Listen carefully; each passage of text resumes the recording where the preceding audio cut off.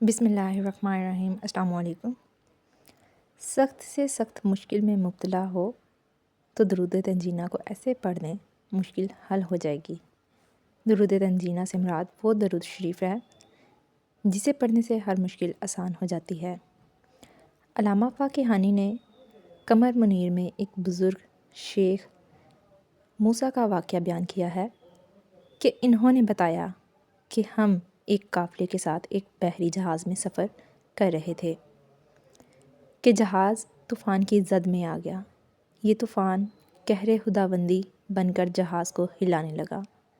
ہم لوگ یقین کر بیٹھے کہ جہاز ڈوبنے والا ہے اور ہم مر جائیں گے، کیونکہ ملاحوں نے بھی یہ سمجھ لیا تھا کہ اتنے تند و تیز طوفان سے کوئی قسمت والا جہاز ہی بچ سکتا ہے کہ سرکار دو عالم حضور صلی اللہ علیہ وآلہ وسلم تشریف لائے اور مجھے حکم دیا کہ تم اور تمہارے ساتھی یہ درود شریف 1000 بار پڑھو۔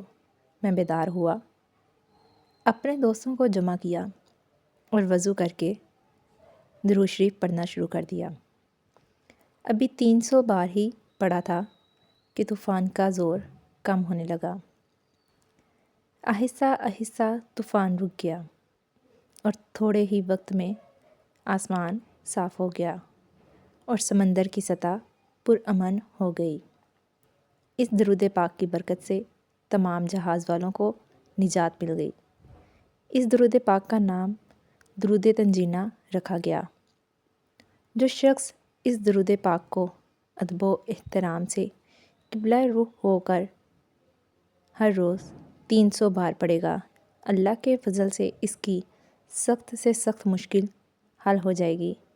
شرح دلائل الحیرات کے مؤلف نے لکھا ہے کہ جسے نبی کریم حضرت محمد صلی اللہ علیہ وآلہ وسلم کی زیارت کا شوق ہو، وہ خالص نیت سے یہ درود پڑھے اور بعد نماز عشاء 1000 بار پورا کرے اور بستر کو معطر کر کے باوضو ہی سو جائے۔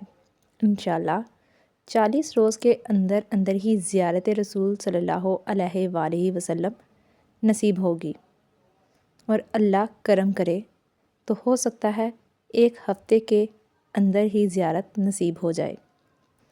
ایک بزرگ کا کہنا ہے کہ جو شخص اس درود پاک کو صبح و شام 10 بار پڑھے تو اللہ تعالیٰ اس سے راضی ہو جائے گا اور اللہ کے قہر سے نجات ملے گی۔